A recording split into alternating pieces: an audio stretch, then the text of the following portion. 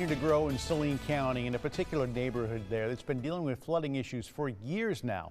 Last month, we spoke to Tierra Howlett, who lives in Centennial Valley subdivision. The drainage system in the area isn't working properly, if at all, which is causing water to build up in her yard and ultimately causing her house now to shift. Jessica Rank joining us now live in the studio with more on this. And Jessica, more people have now come forward saying they've got similar issues. Who's responsible? Can they be held responsible? That really seems to be the big question here. The original plat for the subdivision was approved by the county, but leaders now say it's not their job to fix anything. Homeowners say they've hit a dead end and they're just hoping for a conversation. It's the closer you get to the fence line, the worse it is. You can hear it in every step. A sinking feeling that's playing out quite literally in this backyard. It just stands water all year round. That's really when it started hitting me that it wasn't just me and like one or two other people, and that it was like a dozen. Jason Kavanaugh moved into the Centennial Valley subdivision right after it was built in 2009. The first couple of years, he says he's been dealing with flooding ever since. I just chalked it up to us having wet summers, you know, and then as the years went by, I was like, okay, this is like a real issue. It wasn't until our story last month that Kavanaugh realized the problem wasn't a drainage issue, but a lack of.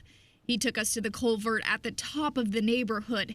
It runs from one side of the street to the other and then just stops. There's no redirection or anything. It just drains into people's yard, into our yards. That there is no government body that has anything to do with any situation that she's in there. A few weeks ago, county leaders came out to Tierra Howlett's home.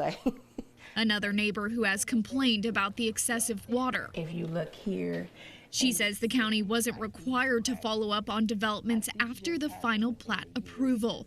That was changed in 2019. It wasn't done properly, it wasn't executed properly, and it's surprising because, I mean, there's a lot of money in the homes out here. Kavanaugh says it's less about who is responsible and more about what can be done.